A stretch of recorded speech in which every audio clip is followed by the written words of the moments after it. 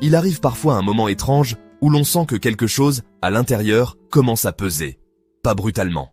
Pas comme une chute. Plutôt comme un sac que l'on porterait depuis trop longtemps sans se souvenir quand on l'a posé sur ses épaules. Les journées continuent.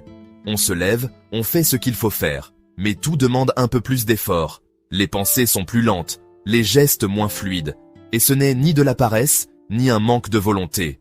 C'est une fatigue qui ne vient pas du corps seulement. Elle vient de cet endroit discret où s'accumulent les émotions non dites, les attentes déçues, les tensions que l'on a jugées secondaires. Souvent, on ne la reconnaît pas tout de suite. On se dit que ça va passer, que c'est une période, que tout le monde est fatigué. Alors on avance encore, on s'adapte, on tient. Jusqu'au moment où le corps commence à parler plus fort que la raison. Une nuque tendue chaque matin, une respiration qui reste courte, une impression de vivre légèrement à côté de soi-même. Cette lassitude naît rarement d'un événement précis. Elle se construit lentement, dans la continuité. Quand on gère trop longtemps, sans pause intérieure. Quand on absorbe les imprévus, les responsabilités, les conflits, sans jamais s'arrêter pour ressentir ce que tout cela provoque en nous. Au début, l'esprit compense. Il trouve des stratégies. Puis, peu à peu, la fatigue émotionnelle s'infiltre. Elle colore les pensées. Elle modifie la perception du monde.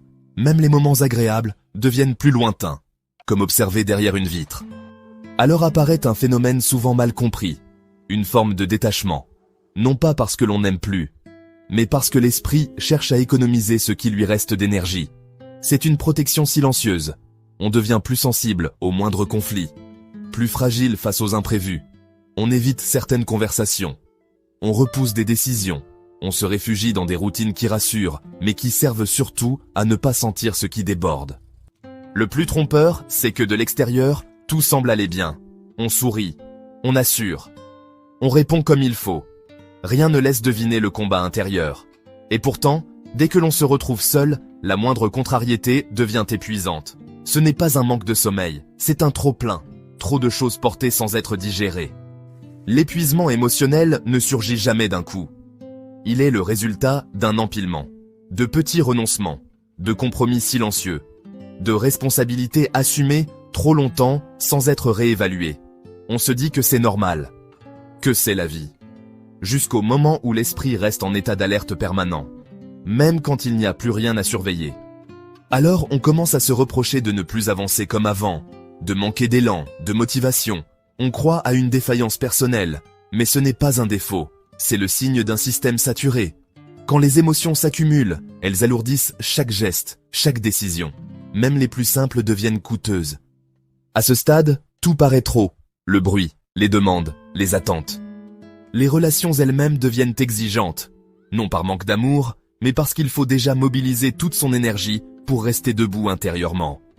Cette distance, souvent, l'entourage ne la comprend pas. Elle peut être perçue comme un retrait, alors qu'elle est avant tout une tentative de survie. L'épuisement émotionnel est rarement spectaculaire. Il ressemble davantage à un glissement. On fonctionne, on accomplit, mais sans présence, sans élan, comme si l'on vivait en mode économie permanente. Et parfois, un jour, sans crise ni effondrement, une lucidité apparaît. On sent que l'on ne peut plus continuer ainsi, pas parce que tout s'écroule, mais parce que l'on se perd. Ce moment est précieux, car cette fatigue ne disparaît pas tant qu'on ne l'écoute pas. Elle n'est pas un obstacle, elle est un message, une invitation à ralentir, à regarder ce qui s'est accumulé, à reconnaître ce que l'on a porté seul trop longtemps. Lorsqu'on ose enfin la regarder avec honnêteté, on découvre quelque chose d'essentiel. Cette fatigue ne vient pas seulement de ce que l'on a vécu, mais aussi de la manière dont on s'est traité.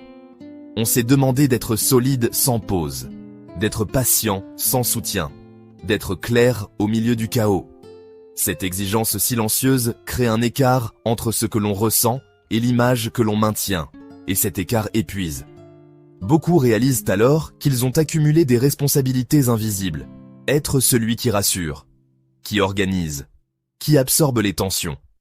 Cette vigilance constante use profondément. Même au repos, l'esprit ne se détend pas. Il anticipe, il surveille, il s'inquiète. À force de refuser d'entendre ces signaux, l'esprit change de langage. Il devient plus lent, plus dispersé, plus anxieux parfois. Il brouille le rapport au temps, aux relations, à soi-même. une sorte de brume s'installe. On sait ce qu'il faudrait faire, mais on n'a plus l'élan. Ce n'est pas un blocage, c'est une pause imposée. Puis vient un constat calme. Continuer ainsi ne mènera nulle part. On ne sait pas encore quoi changer. Mais on sait qu'il faut changer quelque chose. Et cette prise de conscience, aussi discrète soit-elle, fissure la résistance. À partir de là, on comprend que l'épuisement ne se résout pas par plus d'efforts, ni par la volonté. Ce qui apaise, ce n'est pas de faire davantage, mais de reconnaître. Mettre des mots. Accepter ses limites. Ce geste demande du courage, car il va à l'encontre de tout ce que l'on a appris. Peu à peu, on perçoit que cette fatigue vient aussi d'un décalage, entre la vie que l'on mène et le rythme dont on aurait besoin. Trop s'adapter, trop répondre, trop porter. L'esprit ne proteste pas pour punir, mais pour rétablir un équilibre. Alors, quelque chose change, lentement, en posant une limite, en disant non, en s'autorisant une pause. De petits signes apparaissent, une respiration plus profonde, une pensée plus claire, une sensation d'être un peu plus aligné. On découvre que certains poids ne nous appartenaient pas, que certaines tensions venaient de loyautés anciennes. Cette clarté ne transforme pas tout d'un coup. Elle réorganise l'espace intérieur. Et dans cet espace, l'esprit peut à nouveau se réguler. Le calme revient par fragments. Pas un silence vide, mais un silence habité. Celui qui permet d'entendre ce que l'on ressent réellement. Marcher sans but, respirer sans objectif. Ces gestes simples deviennent réparateurs. On réalise alors une vérité fondamentale. On n'a jamais été censé tout porter seul. Reconnaître sa vulnérabilité n'affaiblit pas. Elle soulage. Elle permet à l'esprit de quitter le mode survie pour retrouver une solidité plus souple. Progressivement, le quotidien change, non parce que les situations sont différentes, mais parce qu'on ne les traverse plus depuis la tension permanente. On retrouve la capacité de choisir, de ralentir, de préserver ce qui est essentiel. L'épuisement émotionnel ne disparaît pas d'un coup. Il se dissipe par couches. Certains jours sont plus légers, d'autres rappellent encore l'ancien poids. Mais ce mouvement fait partie du processus. Ce n'est pas un retour en arrière.